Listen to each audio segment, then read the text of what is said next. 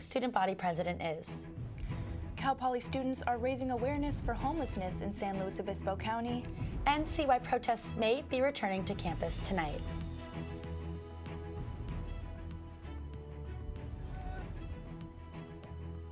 Broadcasting from Swanson Studios, you're watching Mustang News.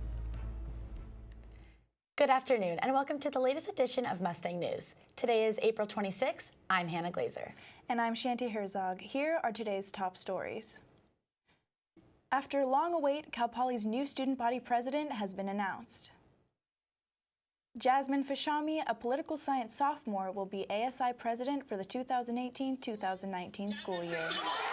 I'm really looking forward to this community that we can make here at Cal Poly, really standing together as 20,000 strong, supporting one another at the very end of the day.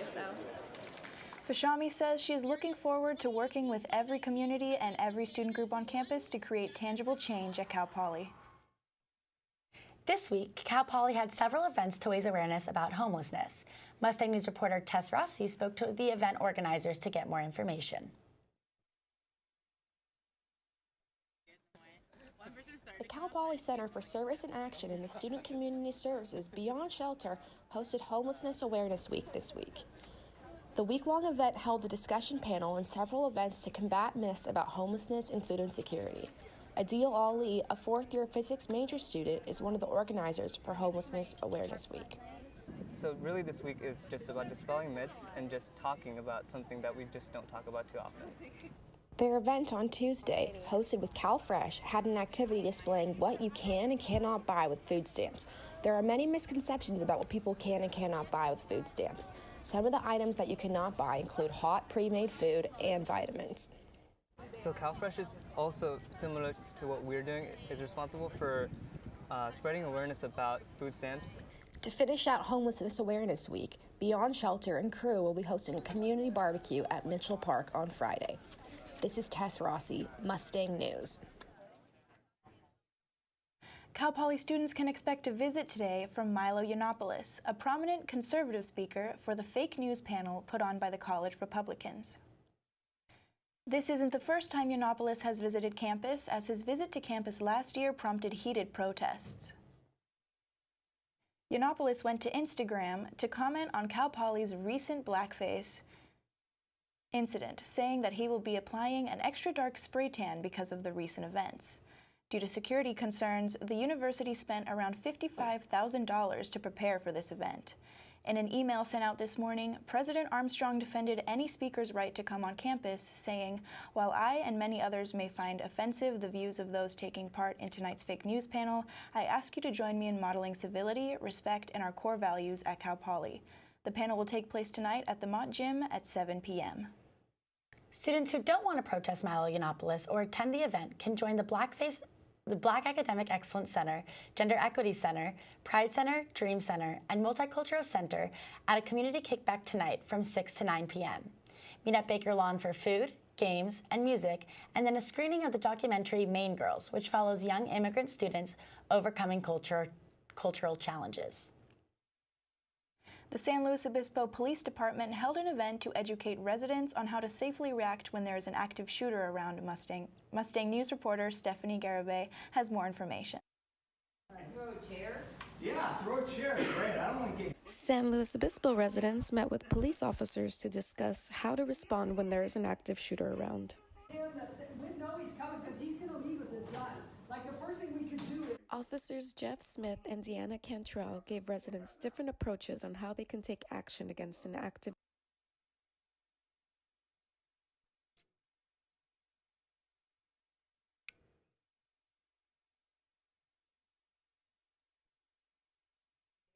Yeah, throw a chair. Great. I don't want to get... San Luis Obispo residents met with police officers to discuss how to respond when there is an active shooter around.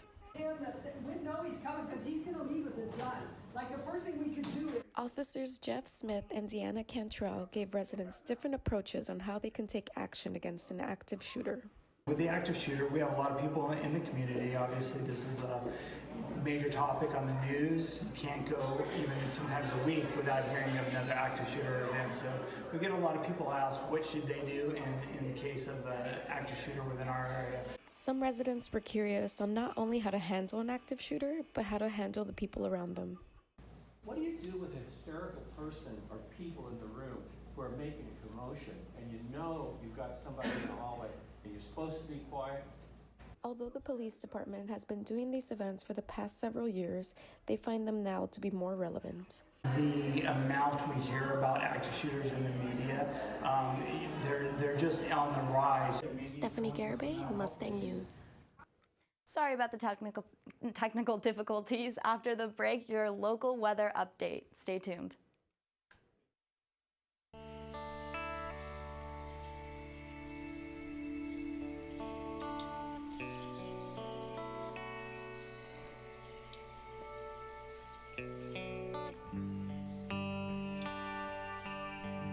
This is the moment I knew. His future had no boundaries. There are some moments only the forest can inspire. Find yours at discovertheforest.org.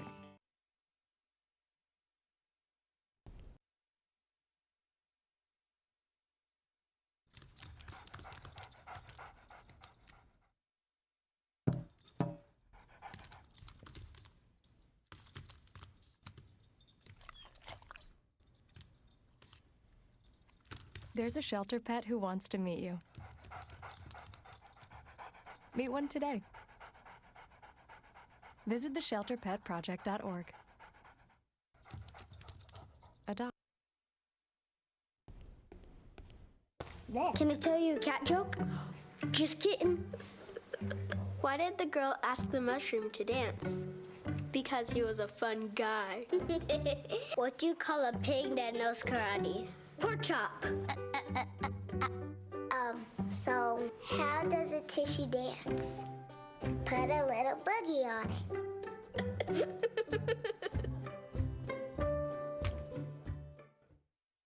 Welcome back to Mustang News. I'm Tabitha Gordillo here with your local weather update. So today we have a high of 64 and a low of 47 with mostly sunny skies, and you should expect that throughout the day. Definitely not as hot as it was last week, but still sunny. Definitely go outside, enjoy the nice sunset, or maybe go to the beach. For North County, we've got mid-60s throughout the county. We've got a high of 65 in Paso Robles and a low of 43, a high of 64 in Creston and a low of 41, high of 65 in Atascadero and a low of 42, a high of 65 in Santa Margarita and a low of 42, and 63 and 47 in San Luis Obispo. For your beaches, you should expect chillier weathers as well. We have a high of 59 in Cayucas and a low of 45, a high of 56 in Morro Bay and a low of 47, high of 64 in Avila and a low of 47, and a high of 63 in Pismo Beach, low of 47, high 60, low 48 Oceano. So chillier weathers, but definitely still sunny, so definitely go check it out.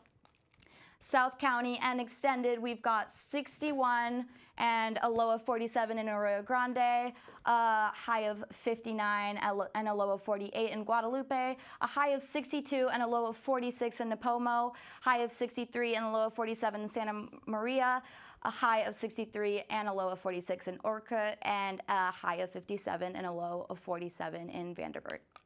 And for your 5-day weather forecast, we are still going to stay in the mid-60s, low to mid-40s throughout the week with partly cloudy, partly sunny skies. So for Thursday, we've got a high of 63.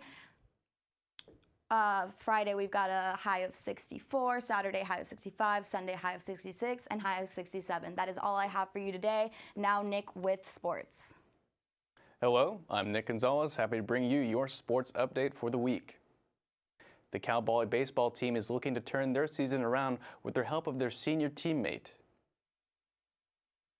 Elijah Skips may be the missing piece that the Cal Poly baseball team has been searching for all season. This senior designated hitter seems to be making his senior season count. After suffering from a ruptured radio head in his elbow, Skips was forced to take some time off. Once returning from his 9-week recovery process, Elijah Skips did not skip a beat in his return back to baseball. During his first game back on April 14th, Skips hit a grand slam against UC Davis, leading Cal Poly to win 7-4. That was honestly unreal. The best part was just coming back and just seeing all my teammates out there fired up for me, and I mean it was kind of like the icing on top of the cake when I've been out for so long and I come back and get to do something that exciting, especially against like a conference opponent, and it was just awesome. Skips has not stopped bringing the heat, batting over 400 for the season with 3 home runs in only 9 games. Looking up, and that is gone. Once again, Elijah After Skips sweeping Long Beach State last weekend, the team now sits at 6-6 in conference play, hoping to carry that momentum into this weekend as they take on UCLA in a 3-game series. Skips has only added to the team's strength both on and off the field. On the field, like yeah, we're teammates, but off the field, we're brothers. We're best friends. Like that's the main. That's like the main thing for us. Sydney Finkel, Mustang News. After an incredible season, the Cal Poly beach volleyball team heads to Hawaii this weekend to compete in the Big West Conference tournament. The team is ranked 4th in the nation and hopes to take down the top 3 teams to grab that #1 spot this weekend and move on to the NCAA Beach Volleyball Championships in Gulf Shores, Alabama. The team has been working hard preparing for this weekend's tournament. Reporter Sora Milo talked about how the #2 seed team of the tournament, Tia Mirik and Tori Van Winden,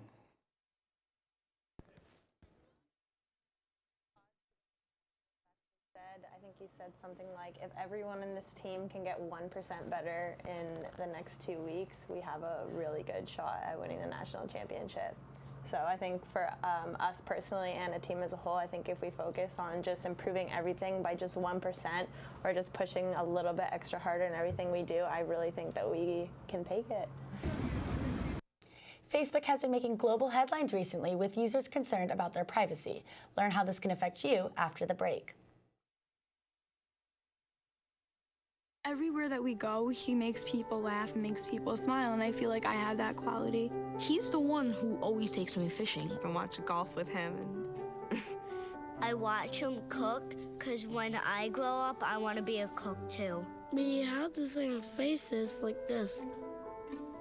Dad is the one, when you fall, that picks you up. That unconditional sense of presence and reassurance is really what makes him my father.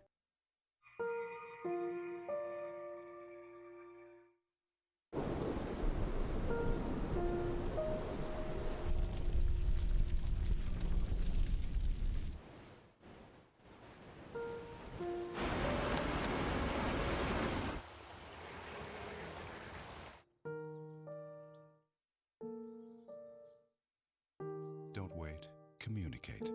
Make your emergency plan today. Facebook users worldwide have recently been concerned about their privacy on the web. Reporter Kayla Berenson found out more about how Facebook accesses your information and if any of it can be prevented.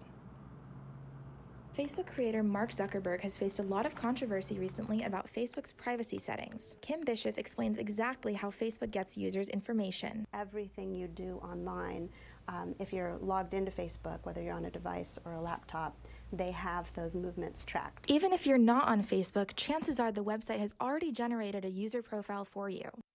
If your friends have tagged you in a photo, or if you've been to a place that they were visiting, then that information starts to create a profile on you regardless of your direct interaction with Facebook.